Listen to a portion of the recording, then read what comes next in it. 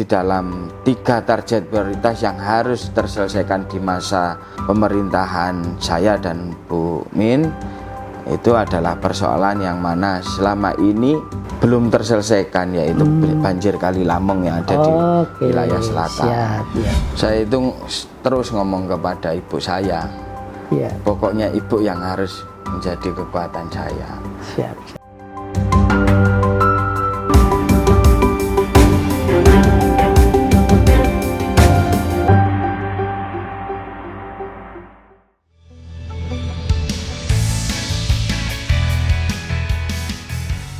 Assalamualaikum warahmatullahi wabarakatuh, Tribuners dan pembaca harian Surya dimanapun berada. Saat ini saya berada di kantor pemerintah Kabupaten Gresik, Jawa Timur. Sebentar lagi saya akan bertemu seorang tokoh muda, orang nomor 1 di Kabupaten Gresik. Ya, ini Bupati Gresik, Haji Fandi Ahmad Yani, yang akrab disapa Gus Yani. Yuk kita ngobrol di ruangan beliau. Fandi Ahmad Yani adalah Bupati Gresik periode 2021 hingga 2024. Fandi Ahmad Yani atau yang akrab dipanggil Gus Yani bersama wakilnya Aminatun Habibah dilantik oleh Gubernur Jatim Khofifah Indar Parawansa di Gedung Gerahadi pada Jumat 26 Februari 2021. Gus Yani pernah menjabat sebagai direktur di perusahaan PT Yani Putra selama 10 tahun, yakni mulai 2009 sampai 2019. Dalam riwayat organisasinya, pada tahun 2019 hingga sekarang, Gus Yani menjadi Ketua Umum Gresik United.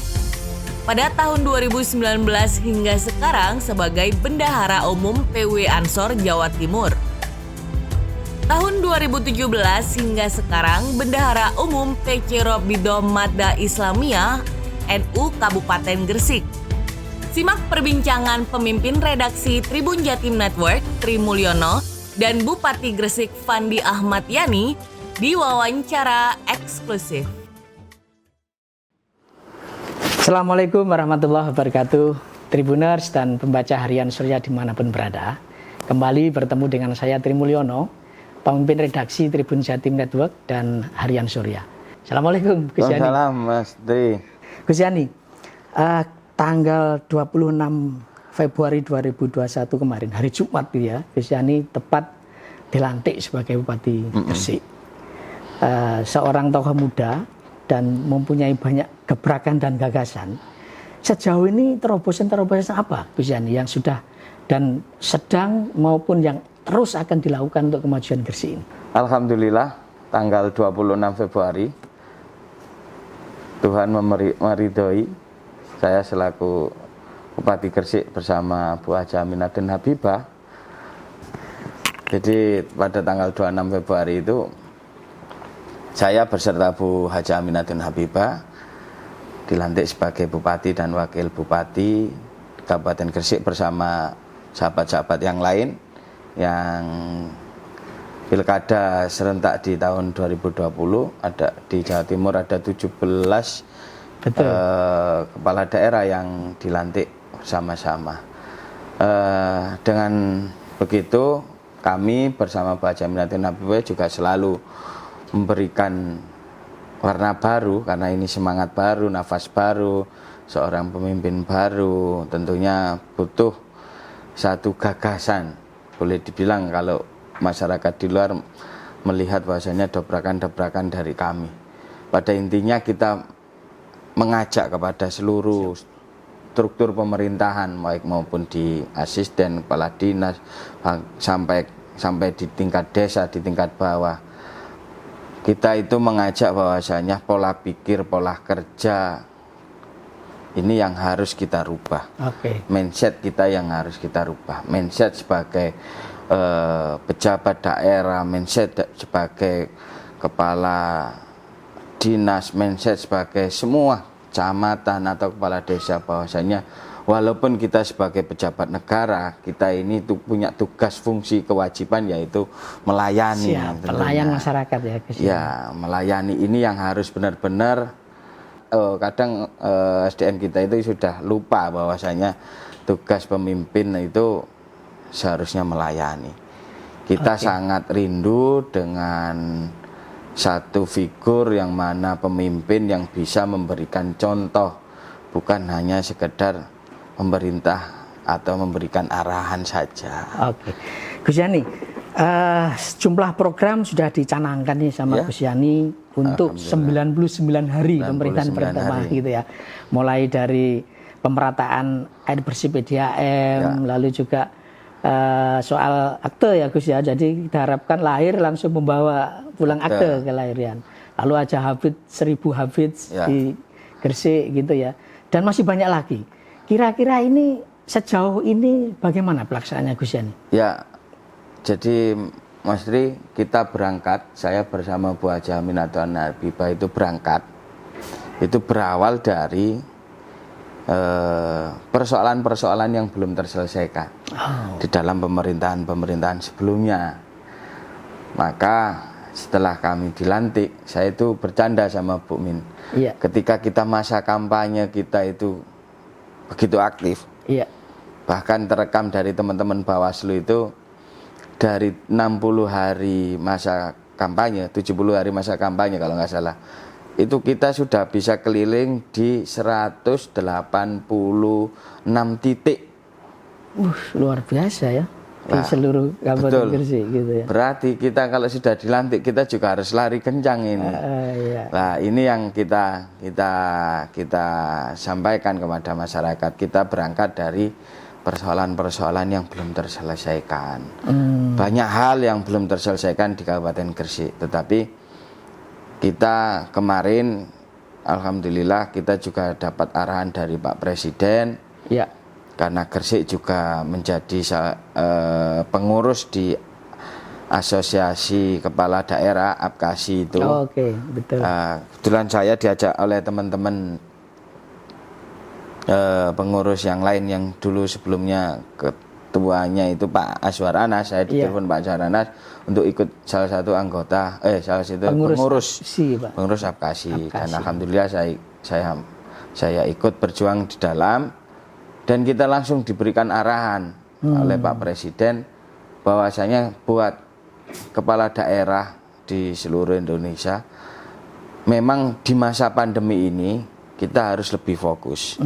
Lebih fokus dalam artian kita punya persoalan yang berbeda-beda. Gresik punya persoalan yang lain, kabupaten kota yang lain punya persoalan yang berbeda, yang masih bermacam-macam. Tetapi kita harus punya satu prioritas, atau lebih dari tidak lebih dari 3 prioritas di mana di masa kepemimpinan kita. Khawatirnya kalau tidak ada prioritas maka tidak ada yang terselesaikan sampai finish. Nah, Dan 3 prioritas itu apa aja Gus yang dipilih untuk mewakili 99 hari kerja pertama? Jadi memang kalau 99 hari ini tidak bisa dijadikan satu indikator bahwasanya pemerintahan itu diukur dari 99 hari.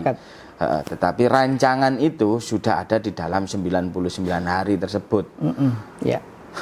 Banyak persoalan-persoalan mulai dari perbaikan pelayanan terkait dengan akte lahir langsung bawa pulang akte, terus PDAM perhatian juga terhadap hafid dan hufat yang ada di Kabupaten Gresik, terus terkait dengan pelayanan PDAM yang selalu menjadi persoalan terus, banyak hal. Tetapi di dalam 3 target prioritas yang harus terselesaikan di masa pemerintahan saya dan Bu Min, itu adalah persoalan yang mana selama ini belum terselesaikan, yaitu banjir Kali Lamong yang ada di wilayah selatan. Yang selama ini selalu tarik ulur antara ini kewenangan pusat, ini kewenangan daerah, yang selalu seakan-akan melempar handuk antar kebijakan ini yang selalu terjadilah. Ini saya tidak mau terulang lagi. Mudah-mudahan di tahun ini progres ini kita jalan. Mudah-mudahan sudah kita rencanakan, Mas Tri. Kalau berjalan dengan lancar, 6 tahun itu sudah selesai. Alhamdulillah ya. 6 tahun itu sudah selesai terkait dengan tanggul yang ada di Kalilamong. Kebetulan di Kabupaten Gresik 60 km sepanjang paling panjang di Jawa Timur terkait dengan Kalilamong. Siap. Gus Yani, kekhasan hasil Pilkada 2020 adalah dilantik kemudian menghadapi pandemi COVID-19 ini. Dan sektor yang paling terpukul tentu ekonomi ini, Gus Yani ya. Ini apa nih yang dilakukan Gus Yani untuk mempercepat pemulihan ekonomi selama pandemi ini? Saya bercanda ke teman-teman sahabat-sahabat pemimpin daerah yang lain terkait dengan kita waktu itu dilantik di Gerahadi. Saya bilang enak ini kita dilantik sebagai bupati dan wakil bupati ketika pandemi. Ini kita tercatat dalam sejarah. Betul. Karena belum ada dilantik sebagai pemimpin tapi di masa pandemi. Ini salah satu ciri khas kita, bahwasanya kita ini bupati waktu masa COVID, saya bilang gitu. Ya, tetapi ini juga menjadi satu tantangan kita bersama, bahwasanya kita sebagai pemimpin, kepala daerah, kapan kita bisa memainkan kebijakan kita, menginjak rem keras-keras, menginjak gas juga keras-keras, ini yang diarahkan oleh Pak Presiden. Itu kewenangan di kita. Di sisi lain pandemi masih berlangsung. Kita tidak bosan-bosan mensosialisasikan kepada seluruh masyarakat bahwasanya pandemi sedang berlangsung. Program vaksinasi terus kita gencarkan. Berlomba-lomba untuk mengajak partisipasi masyarakat, baik maupun dari rumah sakit dan seluruh masyarakat, agar masyarakat tidak terlalu membaca hoax vaksinasi. Di sisi lain kita tahu daya beli masyarakat sangat rendah. Betul, ketika masa pandemi. Kita juga sebagai pemerintah harus bisa merangkul atau menjaga stabilitas perekonomian di daerah masing-masing. Waktu awal tahun, waktu pandemi awal, semuanya kita tidak pernah lockdown, tetapi PSBB di awal itu sangat terpuruk sekali. Betul. Mall tutup, pasar sepi dan lain sebagainya. Perekonomian kita turun luar biasa lah. Ini sudah setahun. Kapan kita bisa mencari peluang, kapan kita harus berhati-hati, ini tergantung kita. Nah, mudah-mudahan segi ekonomi tetap kita perhatikan dengan batasan-batasan aturan-aturan yang ada. Hari ini PPKM sudah diperpanjang sampai ke 6. Saya yakin PPKM Mikro ini juga sangat membantu sekali. Di sisi lain juga perekonomian juga kita tetap jaga. Pasar kita, pedagang pasar mulai kita vaksinasi, supir transportasi umum kita vaksinasi. Tujuannya apa? Bahwasanya kita mengkampanyekan bahwasanya pasar sudah menjadi pasar yang sehat, pasar yang bersih, pasar yang aman. Kita mengajak kepada seluruh masyarakat bahwasanya bisa ke pasar. Ini bulan puasa, beli kebutuhan puasa atau bahkan lebaran yang tidak boleh mudik. Tetap kita kan bisa hadir di tengah-tengah keluarga dalam keadaan Idul Fitri, masak atau seperti apa. Itu yang dicanangkan ya. Tetapi bagaimana kita menciptakan suasana pasar itu bisa sehat dan bersih. Jangan sampai menjadi kasus Tanah Abang itu, saya lihat mungkin ada keterlambatan. Sebetulnya tinggal petugas pasar terus membawa mikrofon, mensosialisasikan bahwasanya menjaga jarak, memakai masker, mencuci tangan, itu terus dilakukan. Betul. Hanya itu kok. Triknya agar ekonomi tetap tumbuh, tetapi prokes tetap dipatuhi gitu ya, Gus. Kuncinya begitu. Kembali ke COVID, Gus. Ini kan menjelang mudik, ini ada kebijakan untuk penyekatan di pintu-pintu masuk pemudik. Di Gresik sendiri kan termasuk banyak sekali ya pintu masuk. Ini tingkat efektivitasnya kayak apa sih, Gus, sebetulnya kalau penyekatan ini? Jadi COVID ini luar biasa.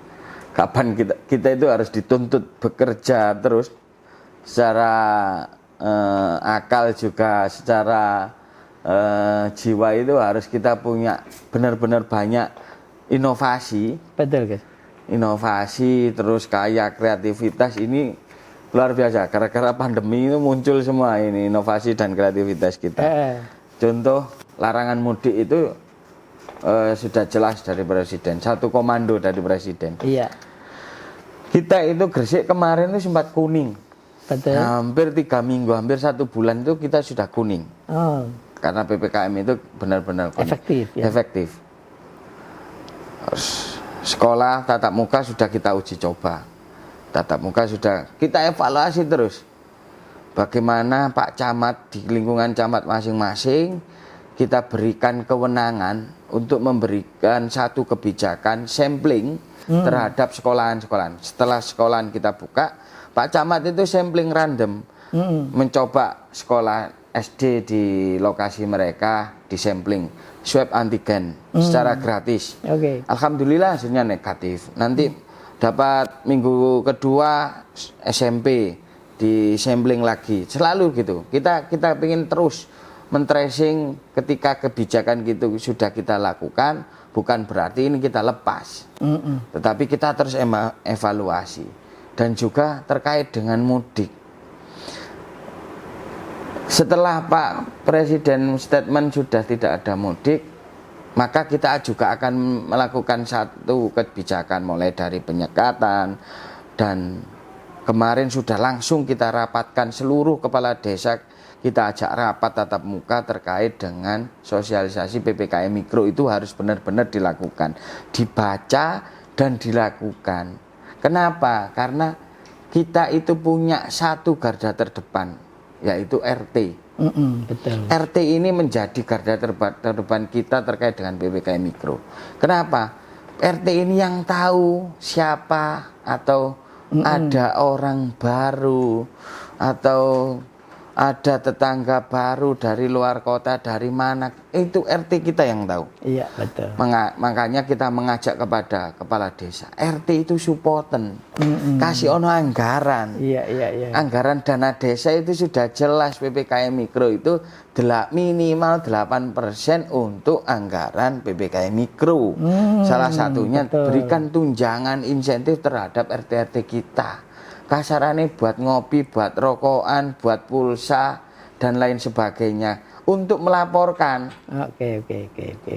Ketika ada, kan ini dibarengi dengan Betul. PMI, Pekerja Migran Iya, Indonesia itu betul, juga betul. banyak yang Pulang. pulang. Jadi kesimpulannya bahwa kebijakan penyekatan itu sebenarnya harus dibarengi kebijakan lain ya, Gus. Iya. Di antaranya adalah melibatkan RT, lalu sosialisasi ke masyarakat gitu ya.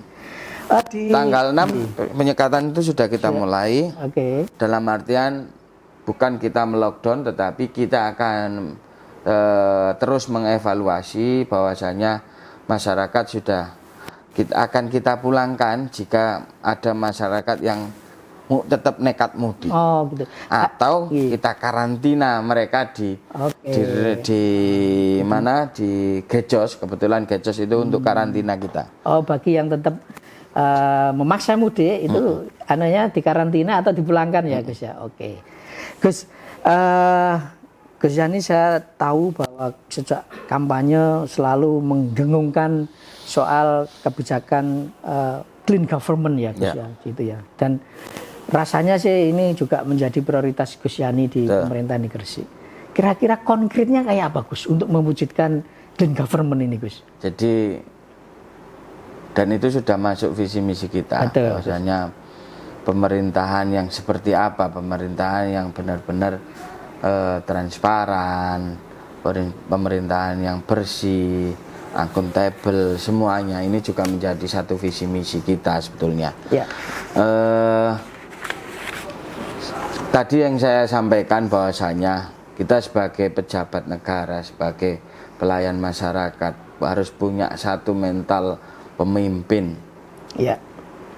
Bukan mental atau seperti apa. Jadi melayani ya, Gus ya, harus bisa melayani. Jangan sampai nanti mencari seorang Pak Camat itu aja nyarinya hampir 1 minggu. Pak Camatnya lagi dinas. Betul. Atau seperti apa. Saya bilang dinas luar atau dinas kemana, dinas luar itu luar angkasa apa seperti apa kok nggak pulang-pulang itu. Betul, Sampai nunggu tanda tangan satu camat aja nunggu 1 minggu. Iya. Nah, ini yang harus kita rubah mindset mereka. Tentunya di dalam pemerintahan yang bersih itu ada indikator-indikator. Oke. Saya bilang kalau memang indikator wajar tanpa pengecualian yang diberikan oleh BPK itu juga sebetulnya penghargaan yang sudah luar biasa. Tetapi jangan memaknai bahwasanya penghargaan ini tidak diterapkan, diimplementasikan ke tingkat bawah. Betul.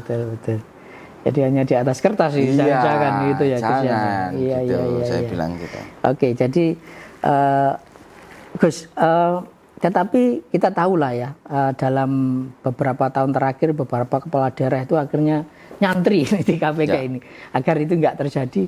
Kira-kira komitmen Gus Yani untuk itu selain merubah mindset itu, ada yang barangkali lebih konkret Gus? Apakah ada semacam mewajibkan semua dinas untuk melaporkan kekayaan secara rutin atau bagaimana Gus? Jadi 2 hal yang harus kita lakukan. 1, merubah mindset. Ini yang harus kita sosialisasikan kepada seluruh pejabat pemerintahan, baik maupun dari eselon 2 sampai ke bawah. Merubah gaya bekerja, merubah gaya pola pikir. Mungkin dulu seperti yang pemerintahan yang hanya sekedar bekerja dengan berulang-ulang, mengulang-ulang hal-hal yang sebelumnya. 1 hal itu yang harus kita lakukan. Yang nomor 2 terkait dengan sistem.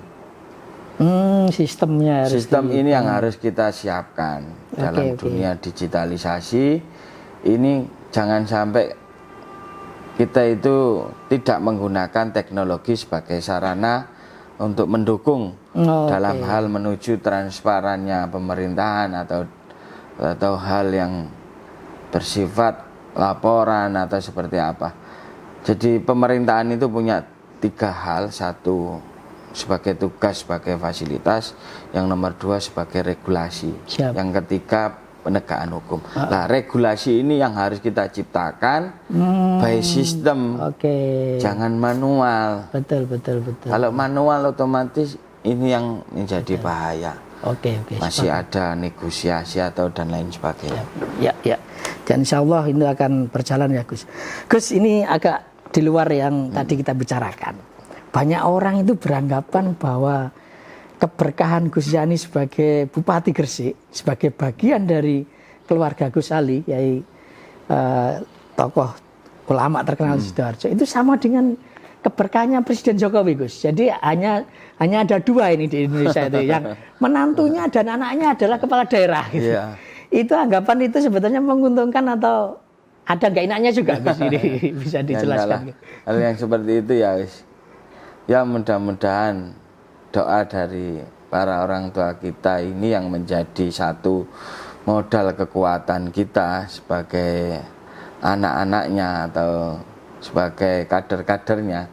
Kita masih bersyukur kita masih punya orang tua yang bisa membimbing kita, mendoakan kita terkait dengan kita sebagai pejabat daerah baik maupun Gresik dan Sidoarjo. Maka kita juga harus mengambil segi positifnya saja.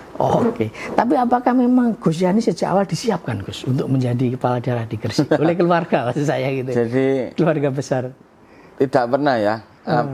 Bapak kita itu, orang tua kita itu tidak pernah menyiapkan, semuanya benar-benar natural. Natural. Natural, tidak pernah menyiapkan hal-hal yang seperti karena Abah juga bukan seorang politisi. Iya betul. Jadi ini berjalan dengan natural saja. Mungkin ini menjadi kehendak Allah Subhanahu Wa Taala. Maka kita juga melakukan ikhtiar yang siap. Sebagaimana mestinya lah. Dan jalannya juga tidak gampang juga ya untuk Gus Yani memenangkan Pilkada 2020. Gus, ini untuk inspirasi pembaca harian Syura dan Tribun ini kita perlu tahu sedikit Gus, mungkin diceritakan perjalanan karir Gus Yani atau juga sekolahnya dulu gitu Gus Yani, sehingga sekarang menjadi orang nomor 1 di Gresik. Barangkali bisa diceritakan Gus, Ya. singkat saja boleh. Jadi di masa saya memang dilahirkan dari orang tua yang biasa-biasa saja. Apa Gus dulu profesi Abah dan Umi Gus? Dari awal memang bekerja swasta, Oh gitu. bekerja swasta. Ya. Tapi memang perjuangan kedua orang tua saya ini yang membuat menjadi satu semangat saya sendiri, saya pribadi. Begitu hebatnya orang tua kita di masa dulu, dengan semangat yang luar biasa menjadi manusia-manusia hebat, Iya. yang ketekunan, keimanan semuanya sudah ditunjukkan, maka kita harus bisa mencontoh Oke. kepada beliau-beliaunya. Siap. Dari kecil saya memang sekolah di Gresik. Oh, oke. Sekolah di Gresik, saya SD di SDNU 1 Terati Gresik. Oke. Kemudian SMP di SMP Negeri 4 di Gresik juga. Proklamasi di Gresik. Oke. Dan dilanjutkan di SMA YWSG. Oh, Dulu Semen Gresik. YWSG Semen Gresik. Ya. SMA Semen Gresik Gus ya. Terus saya 2024 kuliah di Erlangga. Oh, fakultas apa Gus? Fakultas Ekonomi. Fakultas Ekonomi. Lulus Oke. di Ekonom ini. 2009 saya wisuda. Tapi ya memang dari awal saya ikut membantu bekerja orang tua. Jadi dalam dunia usaha juga sudah siap. Oke. Dalam jadi- artian memang benar kita dituntut sebagai anak muda itu juga kita tidak boleh masuk terlalu zona nyaman. Kita Oke. harus terus berikhtiar ya, berusaha.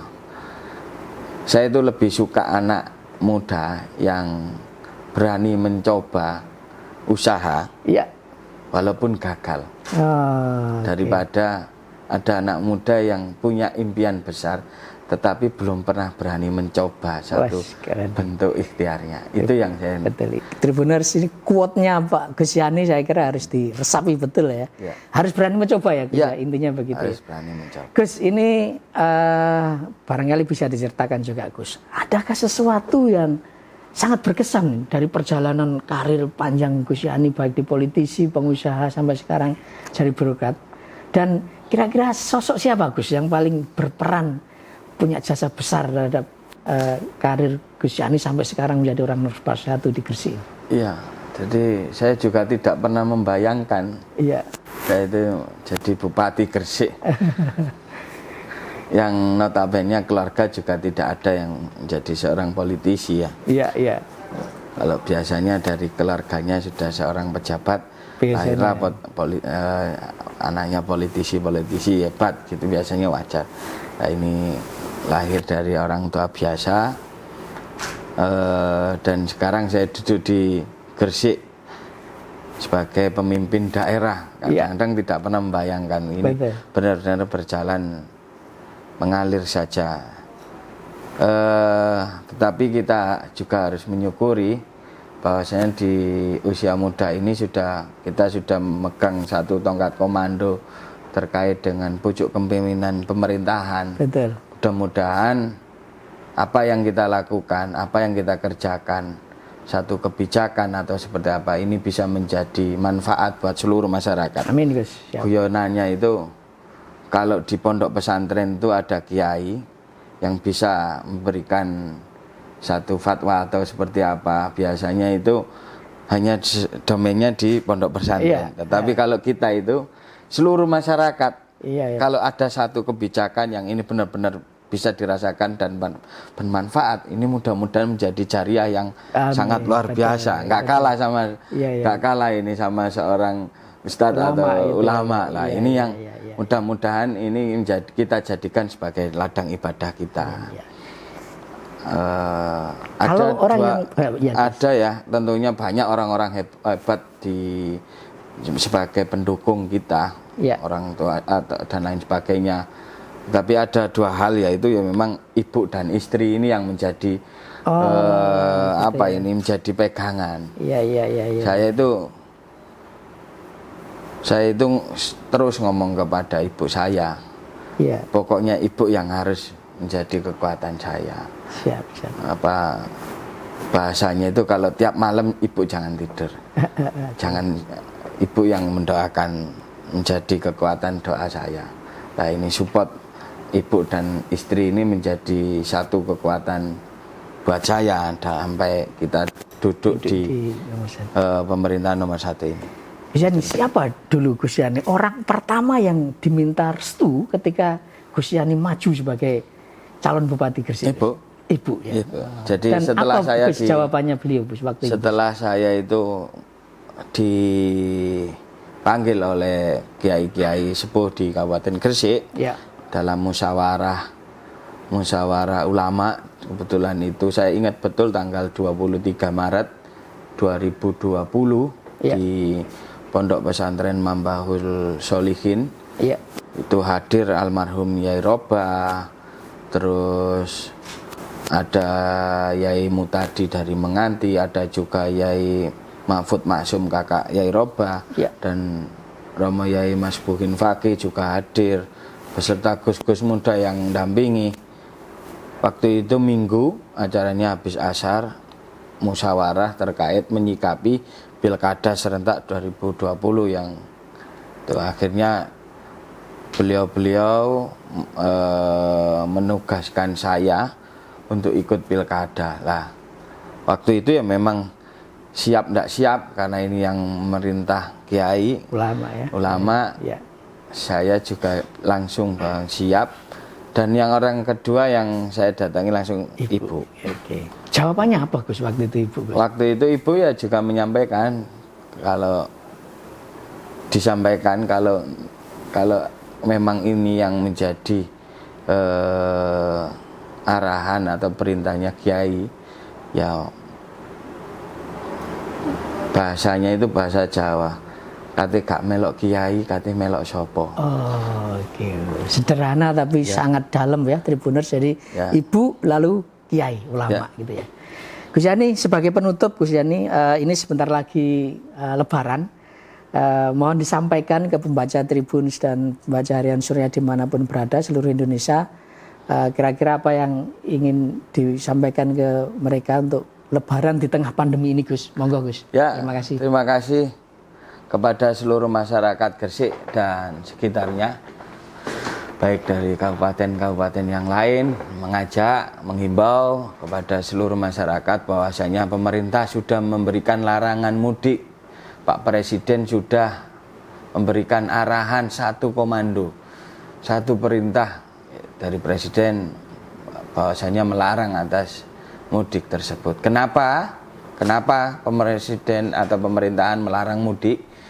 Kita tahu kita punya budaya hebat, yaitu ketika Idul Fitri ada satu silaturahim yang sangat luar biasa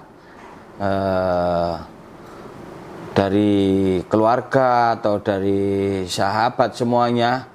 Ini yang dikhawatirkan. Pak Presiden, pemerintahan tidak menganjurkan untuk mudik karena kita ketemu orang tua atau lansia yang kita sayangi. Jangan sampai ketika kita pulang kita membawa virus corona dan berimbas kepada orang tua kita.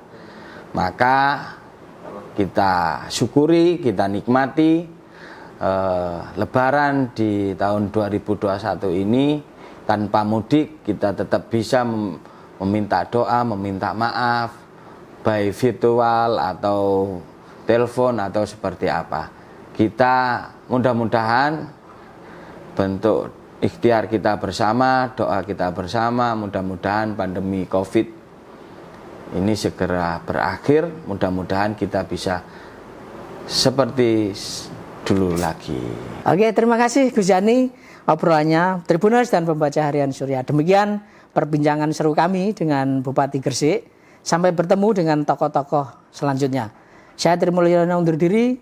Terima kasih. Wassalamualaikum warahmatullahi wabarakatuh.